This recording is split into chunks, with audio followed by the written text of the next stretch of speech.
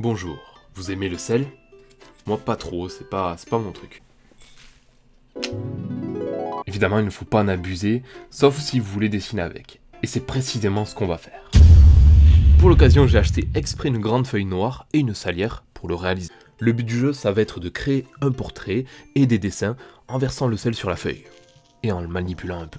Du coup je vais commencer par un portrait et puis je vous laisse deviner de qui il s'agit. La première difficulté, en fait, c'est le sel en lui-même. Quand on commence à le déplacer, ça a tendance à sauter partout. Comme c'est des petits grains, c'est pas très facile à manipuler, mais l'avantage, c'est que ça colle pas, déjà. On peut s'aider d'une règle pour aligner le sel.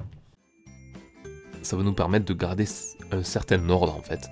Pour faire des petites lignes, des petits repères, c'est pratique.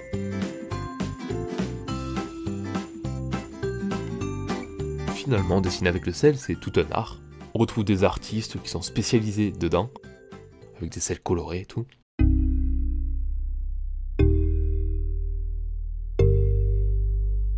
Alors peu à peu, ça y est, le visage va commencer à prendre forme. Le principe, c'est de jouer principalement avec la lumière du sel. Ça ressemble un peu au pointillisme, quelque part, mais à l'envers.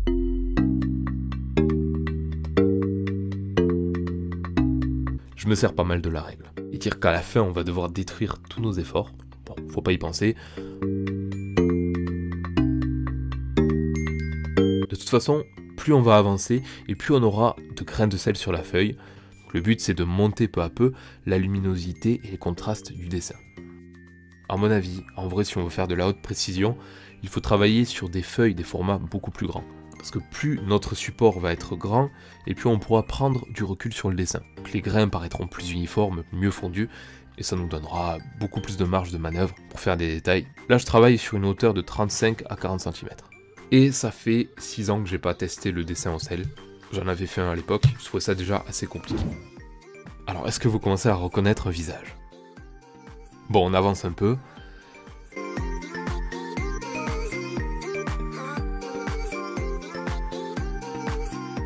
Et maintenant, toujours rien. En fait, il s'agit d'Emma Watson.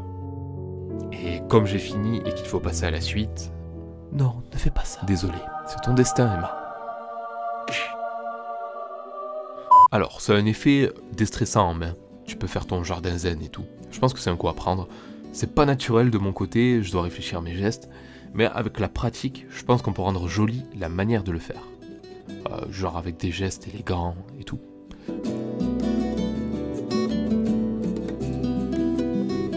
Là, je vais m'amuser à faire 2-3 petits tests avant le dessin final.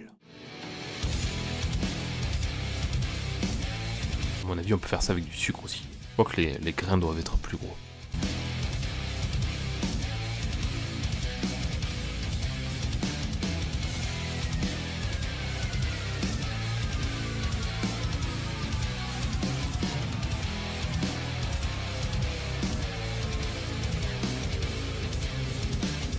Comme j'adore le réalisme et les yeux, on va tenter un dessin d'œil réaliste. Ça va être un peu plus technique. Allez.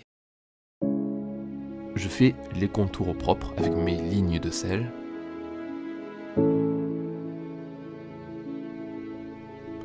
Mon iris, que je décale un peu. Voilà le regard. Petit espace pour la pupille, que je fais avec mon doigt. Je trouve que c'est plutôt amusant en fait de saupoudrer son bureau avec du sel. En fait, je procède quasiment de la même façon que sur papier. Une fois qu'on a les contours de l'œil, on s'occupe du remplissage. On va faire rentrer la lumière surtout à droite et on saupoudre. La paupière oscillée à droite.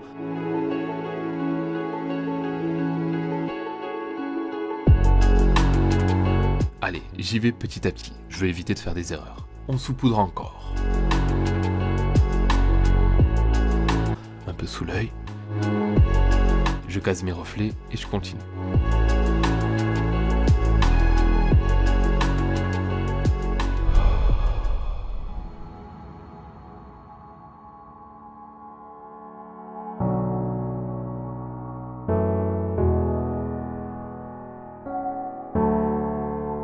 Et voilà notre œil dans un style réaliste. Je suis obligé. C'est pas grave, le plus important c'est d'avoir immortalisé le moment.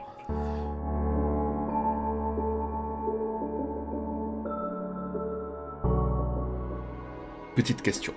Pour une autre vidéo, avec quelle matière insolite vous voulez que je fasse un dessin? Je suis ouvert à toutes les propositions et je lirai vos commentaires. J'espère que le concept vous a plu, n'hésitez pas à me le faire savoir avec des pouces. Ne salez pas trop vos plats, je vous souhaite un bon dessin et que vos crayons soient libres, comme l'art.